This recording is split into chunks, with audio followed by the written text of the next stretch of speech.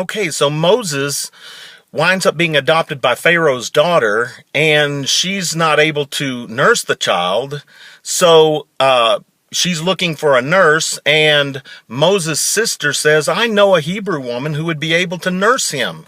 And of course, that's Moses' own mother, who is going to wind up being his nursemaid in the Egyptian palace.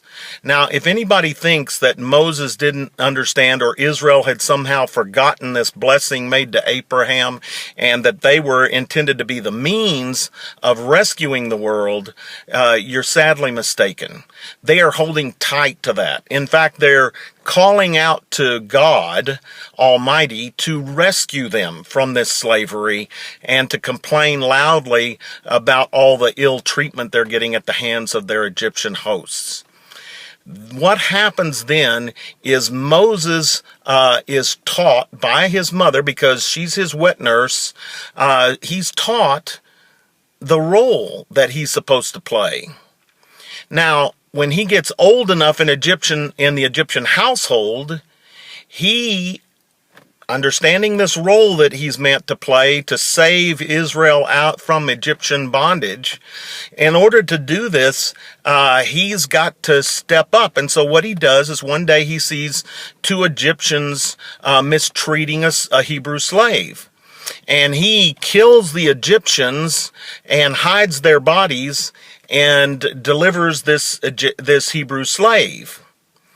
All of this is meant to kind of be a signal to the nation that, hey, we're ready. I'm ready to lead us out of slavery. Let's go. But God has other plans. Pharaoh winds up hearing about what Moses done, and Moses basically has to flee for his life into the land of Midian, which was, a very harsh journey. There he spends 40 years. Now, I want you to think about this. He knows he was the one, or he believed that he was the one meant to save Israel from Egyptian bondage. He does something to kind of kick that off, and then nothing happens. The Hebrews don't rally to him.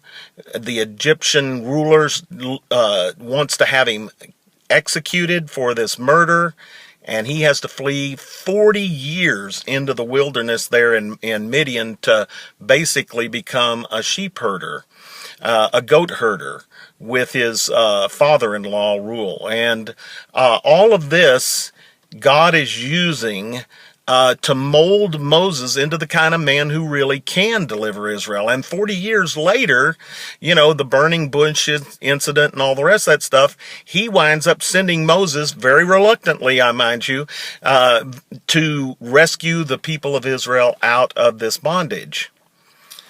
His brother Aaron, Moses complains enough that his brother Aaron actually has to be his spokesman.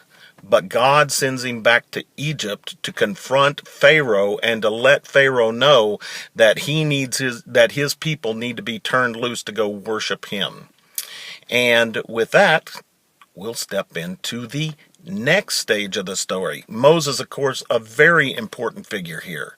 So it's very important that we don't skip over this just in favor of getting to, the rest of the story. So please be patient with me and hang in here. Thank you.